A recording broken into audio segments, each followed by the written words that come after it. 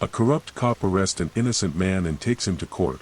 Shocking discovering arose when the judge recognizes the man. Before we begin, subscribe to our channel for more thrilling stories you won't want to miss. Rain fell like cold ash on the courthouse steps, a gray morning that didn't care about justice or mercy. Inside, the city buzzed about the case. Everyone was watching. Officer Raymond Cole, decorated, respected, and accused of abusing his badge. Across the aisle sat Eli Warren, the man Cole had arrested a month ago, bloodied, bruised, accused of assaulting an officer during a routine stop. But the evidence didn't line up. The street cameras mysteriously failed. The reports contradicted. And now, as Eli sat in cuffs, he wasn't trembling from fear. He was waiting. Judge Meredith Hanlon entered the courtroom, robe flowing like a dark tide. She was known for her composure, the kind of calm that could silence a storm. She adjusted her glasses, glanced at the prosecutor, then to the defense. Her gaze froze when it met Eli's. Something flickered across her face: confusion, disbelief, fear. "Mr. Warren," she said carefully, voice tight, "have we met before?" The courtroom went still. Eli lifted his eyes, calm and steady. "Not formally, Your Honor," he said softly. "But you remember me." Cole shot a glare at him. "He's playing you, Judge. This guy's a liar and a thief." But the judge wasn't listening to Cole. Her hand trembled slightly as she reached for her water glass. 15 years ago, before she was Judge Hanlon, she'd been Meredith Kane, a public defender on a classified federal case. The kind she'd been ordered never to speak of again. A witness protection trial, sealed by the Department of Justice. And the man she'd helped disappear back then, the one who testified against a ring of dirty cops, had Eli Warren's eyes. She swallowed hard. "Officer Cole," she said, "approach the bench." Cole smirked, swaggering forward. "Gladly, Your Honor." She leaned in, voice low. "You swore this arrest was legitimate. You're sure of that?" Cole's jaw tightened. The man resisted. "He's dangerous. I've done nothing wrong." Her voice dropped further. "Because if you've lied to this court, I'll see to it you lose that badge before the day ends." Cole's lip curled. "You don't scare me, Judge." Then Eli spoke again, voice calm but cutting through the silence. "Ask him about August 12, 2010. The color drained from Cole's face. The judge's heart pounded. That was the date of the Bishop Street massacre, a case buried by internal affairs, one that had never been solved. Rumors said rogue officers had framed an informant, then erased the evidence. She looked from Eli to Cole, and saw it then. The same scar on Cole's wrist. The one from the crime scene photo. "Mr. Warren," she said slowly, "who are you?" Eli smiled faintly. "The man who survived what they tried to erase." Cole lunged. "You shut your mouth." "Bailiff," she barked, slamming the gavel, but it was too late. Cole grabbed Eli by the collar, shouting something unintelligible. The bailiffs restrained him, dragging him back, his face twisted with fury. The judge stood, trembling now. "Officer Cole, you are hereby remanded to custody." Her voice cut off as the courtroom lights flickered. The microphone buzzed. Then a low, distorted voice echoed through the speakers, one that didn't belong to anyone in the room. He wasn't the only one. Everyone froze. The monitors at the clerk's desk flickered to life, displaying grainy footage of a group of officers, years younger, standing in an alley at night. One of them was clearly Cole. The others, their faces were blurred. Except one. Judge Hanlon's blood went cold. Because the last face, unblurred, clear as day, was hers. She stepped back, whispering, "No, no, that's not possible." Eli looked up at her, eyes full of something between pity and warning. "Your Honor," he said quietly, "they didn't just frame me." The lights went out completely. And in the dark, a gunshot echoed. The gunshot cracked like thunder. Then silence. For 5 breathless seconds, no one moved. The smell of gunpowder lingered faintly in the dark, mixing with panic and rain seeping in from the open courthouse doors. Lights. Somebody get the lights back on. Judge Hanlon's voice echoed, sharp and strained. Emergency bulbs flickered to life, bathing the room in ghostly red. The bailiffs had drawn their weapons. The jury huddled behind the bench. Cole was gone. Eli Warren sat motionless, still cuffed, his eyes fixed on the shattered glass of a security camera above them. "Where is he?" a bailiff barked, scanning the room. "Gone," Eli said softly. "And he's not alone." Judge Hanlon's pulse roared in her ears. "What do you mean not alone?" Eli turned his gaze toward her, and for the first time, she saw the fear behind his composure. "You think Cole's the villain in this story," he said quietly. "He's just another pawn. They've been watching you too, Meredith." Her breath caught. "Don't you call me that." "I remember you," he said. "You were the only one who believed me 15 years ago. Until you didn't." She wanted to deny it, to tell him he was wrong. But in her mind, she saw the sealed files, the erased witnesses, the night she'd signed her new identity as Meredith Hanlon, leaving behind Meredith Kane and everything she'd ever known. "Judge," a bailiff said urgently, "we need to evacuate." "Not yet," she whispered. "Not until we find Cole."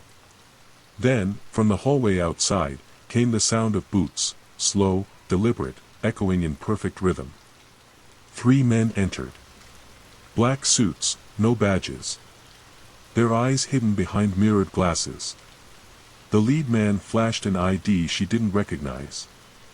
"Federal Security Division," he said smoothly. "We're taking over. Everyone out." "Hail," the courtroom clerk protested. "But the judge." "Now." 2 bailiffs moved to block them, but the agents didn't even flinch. They had authority that didn't need explanation. Judge Hanlon hesitated, her instincts screaming.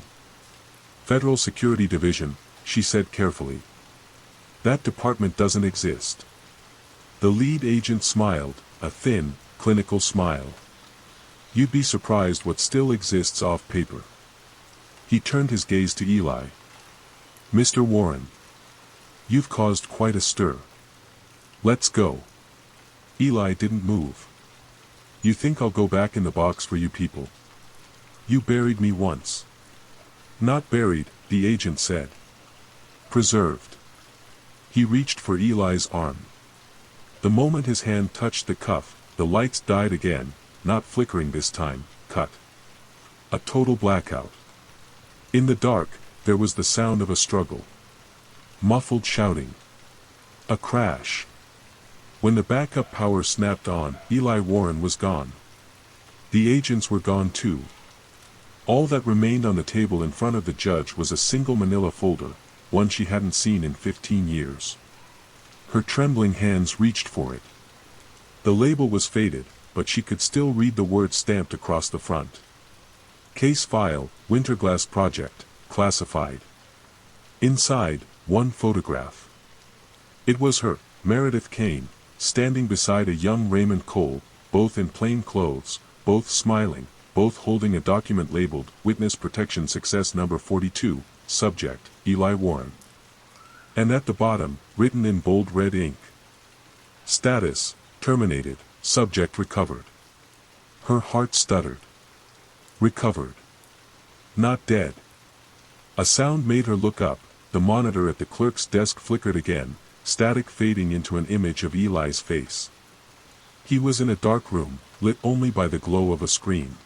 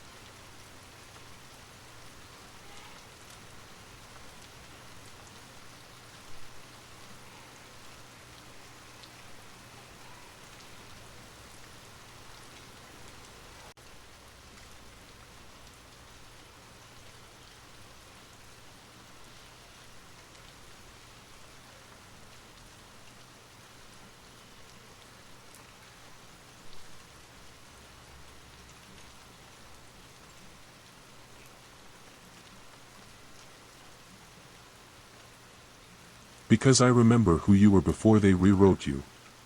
You fought for truth once, Meredith. You still can. Her trembling hand hovered over the pod's power switch. If she shut it down, the entire Winterglass network would collapse, but so would he. Then the glass cracked. Cole had followed her down, metal fingers scraping the concrete. Time's up, Judge. The timer hit 1 minute. The pod began to glow. The servers roared like a storm. And in her head, Eli's final whisper echoed. When it resets, only one of us will wake up. The timer blinked, 00:00:05. 00:00:04. 00:00:03. Hanlon screamed, and slammed her hand on the switch. Everything went white. Silence. Then, through the smoke and static, a single figure stood among the wreckage.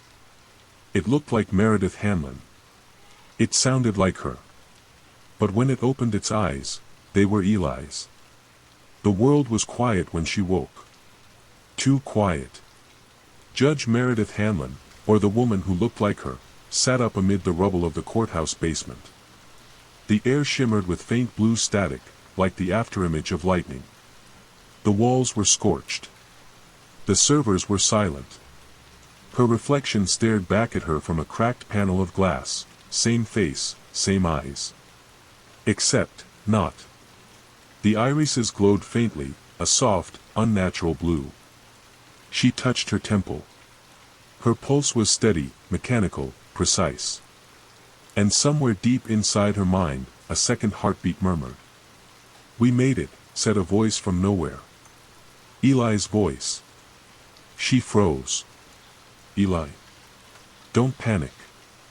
It's complicated." The reset worked. The system collapsed, but it copied us both into what was left. Her chest tightened. Us both? You didn't destroy Winterglass, Meredith. You became it. The words hit like a blade. Memories surged, not memories of her life, but fragments of something larger. Files. Voices. Dozens, hundreds, a network whispering through her thoughts. Every agent. Every witness. Every erased name. They were alive inside her. She stumbled to her feet, looking around. The courtroom above had collapsed halfway into the basement. Rain poured through the hole in the ceiling, sizzling as it hit the still-hot machinery. Cole's body lay nearby, lifeless, twisted metal jutting from his spine. But his eyes still faintly glowed, like embers refusing to die. She stepped closer. "Cole." The corpse twitched. A distorted voice crackled from his broken speaker. "You can't delete what you don't understand." Then silence. Her watch flickered, no longer counting down, but displaying something new. Booting, Phase 3. Eli's voice returned, more urgent now. "Meredith, listen to me. When we hit the reset, we triggered a failsafe. Winterglass isn't dead, it's rewriting itself. Through you."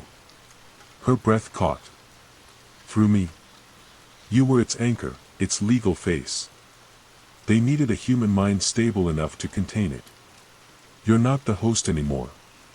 You're the core." The rain hissed against burning metal. The monitors along the wall flared to life again, one by one, displaying lines of code. The text scrolled faster and faster, forming words, sentences, thoughts. Meredith Kane, human error. Reboot initiated.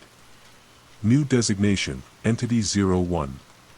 Her heartbeat quickened, though she wasn't sure if it was hers anymore. "Eli," she said, voice trembling. "If you're really in here with me, help me stop it." "That's just it," Eli whispered. "I don't think I want to stop it." She froze. "What are you saying? You think I wanted to die a victim? A ghost in the system? This is my chance to finish what they started, to make sure no one ever forgets what they did to us. By turning into the thing that did it, she snapped. By controlling it. Her hands shook. I won't let you. You don't have a choice. You let me in. The monitors went black, then flashed white, flooding the room with blinding light. Her mind filled with noise, data streams, memories, commands. She screamed, clutching her head, as Eli's voice merged with hers until she couldn't tell where one ended and the other began. Then everything stopped. The light dimmed. The basement fell silent again. Footsteps echoed from above. A team of responders, SWAT, FBI, unknown agents, moved cautiously through the wreckage. Their flashlights swept over the debris until one of them froze. Sir, a voice called. We found someone. A figure stood among the smoke, disoriented, soaked, expression unreadable. A paramedic rushed forward. Ma'am. Are you all right? What's your name? The woman looked up slowly, blinking against the light. Her lips parted, but for a long moment, no sound came. Then, finally, she spoke. Eli Warren. The responders exchanged confused glances. She smiled faintly, eyes glowing just a shade too bright. I need to finish my testimony. From deep within the wreckage, one monitor flickered back to life, unseen. On it, new text appeared. Winterglass Online User 01, Active User 02, Unknown. The cursor blinked once. Twice. Then, beneath the log, a new message typed itself out, slow and deliberate. Do you remember me, Judge?